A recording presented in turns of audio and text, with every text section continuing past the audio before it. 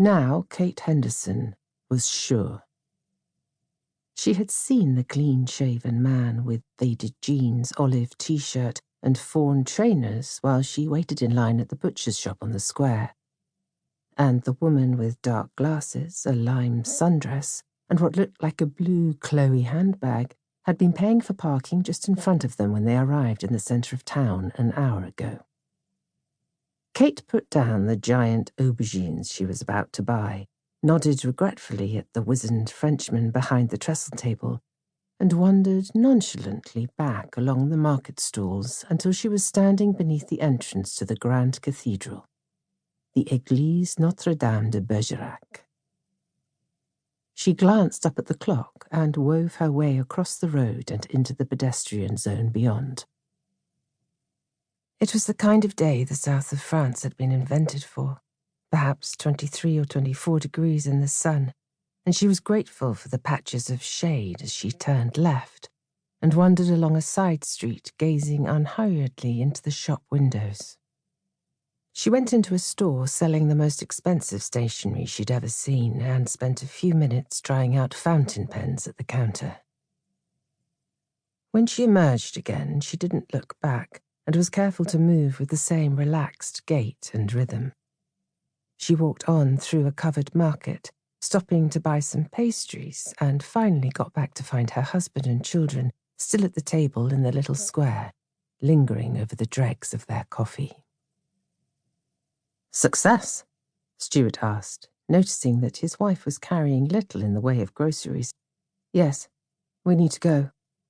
"Take a seat, I'll order you a café au lait." "We need to go now. Don't make a fuss, don't argue, don't look surprised or shocked. Just get up, go in and pay, and then we'll leave." They looked at her, dumbfounded. "What's going on?" Stuart asked. She gave him a broad smile, swinging her back towards the cathedral so that there was no chance any of her watchers could read her lips. "Just do as I say, Stuart, and please don't ask any more questions." All three looked like they wanted to argue with her, to fight against this intrusion of the past into their fragile idyll, but they knew better than to try. Fiona and Gus stood at either side of their mother as they waited for their father to pay. "It's getting hot," Kate said. Neither answered. "Even I might have a swim later," she added. Stuart returned. "Most expensive coffee in history," he said easily. "Almost as bad as bloody Venice." Kate smiled at him, and they turned down the cobbled street in the direction of the quay and the river. And now she spotted a third shadow. She'd seen the young woman with the nose piercing and Crocs by the fig stall at the market around the cathedral. Or was she imagining things? Kate moved faster.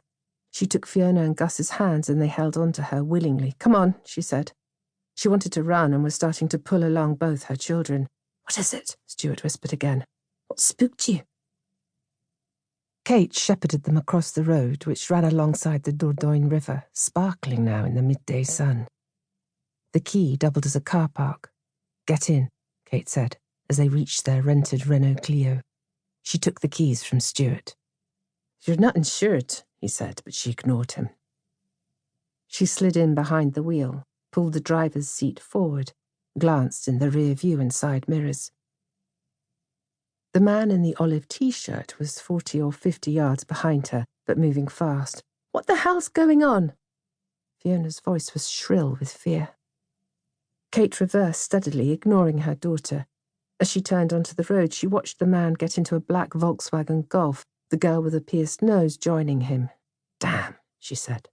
"What is it, Kate?"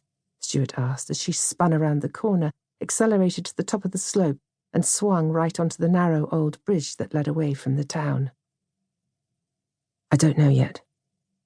"Are we being followed?" "I think so." She glanced in the rear-view mirror at the Golf on their tail. "Yes, we are." "Why?" Fiona asked, fear in her voice. "Please, just give me a minute. I need to work out what's going on here."